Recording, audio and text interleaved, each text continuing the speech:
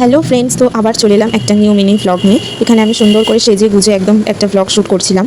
আর বাইরে ছিল প্রচুর গরম, প্রচুর রোদ, তো তাই বাইরে কোথাও যেতে পারিনি।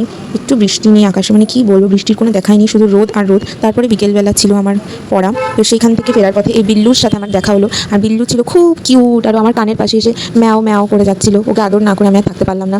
ও মা, তারপর সন্ধ্যাবেলা বাড়িতে ফিরে এসে দেখি মা বানাচ্ছে রিলস, কারণ মা রিলস বানাতে খুব পছন্দ করে।